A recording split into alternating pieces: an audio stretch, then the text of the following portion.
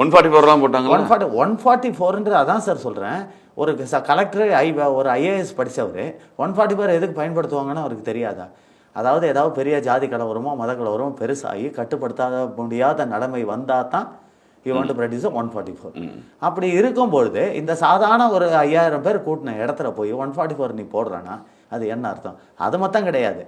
அன்னைக்கு அந்த high court order கொடுத்துருச்சு இல்லை, தீபத்தூணில் விளக்கு ஏற்றலான்ட்டு. அப்போ எஸ்பியோட வேலை என்ன, கலெக்டரோட வேலை என்ன? அந்த ஹைகோர்ட்டோட ஆர்டரை மதிக்கிறது தானே அவங்களுடைய வேலை. சட்டத்தை நாங்கள் மதிப்போம்னு இவர் சொல்கிறாருல சிஎம். அப்போ என்ன பண்ணியிருக்கணும்? உடனே ஃபோனை போட்டு நீ அவங்கள ஏற்றுறதுக்கு அனுமதின்னு இல்லைன்னு சொல்லியிருக்கணும். ஆனால் காவல்துறையை வச்சு அறநிலையத்துறையை வச்சு ஏற்ற விடாமல் பண்ணி இவ்வளோ பிரச்சனையை உருவாக்கியது யார்? முதல்வர் தானே. இன்றைக்கும் என்ன சொல்கிறார்? சரி சுப்ரீம் கோர்ட்டுக்கு நாங்கள் இதை கொண்டு போகிறோம்னாரு. அதாவது அந்த நீதிபதியோட தீர்ப்பை நாங்கள் சுப்ரீம் கோர்ட், ஏன் சுப்ரீம் கோர்ட்டுக்கு இது வரைக்கும் போலியே? ஏன் போல? பார்லிமெண்ட்டில் இம்பீச்மெண்ட் கொடுக்கறதுக்கு இது கூட பண்ணாங்களே, அது பண்ணாங்க. ஆனால் போய் இதில் சுப்ரீம் கோர்ட்டுக்கு போகிறேன்னு போக வேண்டியது தானே.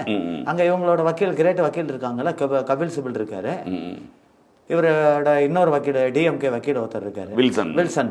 இவங்க 2 பேரும் சுப்ரீம் கோர்ட் லீடிங்ல தானே, அவங்க மூலமா கொண்டு போக வேண்டியது. ஏன் கொண்டு போல? ஏன்னா அங்க கொண்டு போனா முதல் கேள்வி செருப்பால் அடிச்ச மாதிரி இந்த கேள்வி தான் கேட்பான்.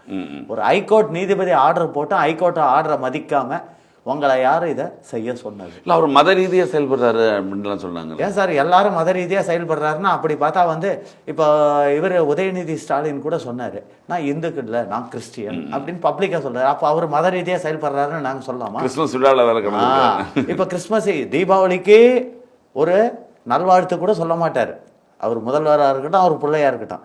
ஆனால் இங்கேருந்து இனிக்கோ இருதயராஜுக்கு கேக் விட்டுறதுக்கு நெல்லை மாவட்டத்துக்கு போயிருக்காரு முதல்வர் அவர்கள். அப்ப என்ன அர்த்தம்? அப்ப நீங்க மத ரீதியா பண்றீங்க நாங்க சொல்லலாமா? அதாவது இங்க இந்து முஸ்லீம் கிறிஸ்டியன் எல்லாரும் ஒன்னா தான் இருக்காங்க, அண்ணன் தம்பியா தான் பழகிட்டு இருக்காங்க.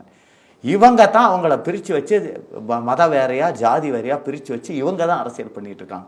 ஆனா இவங்க பழி போடுறது யாருன்னா பிஜேபி மேல.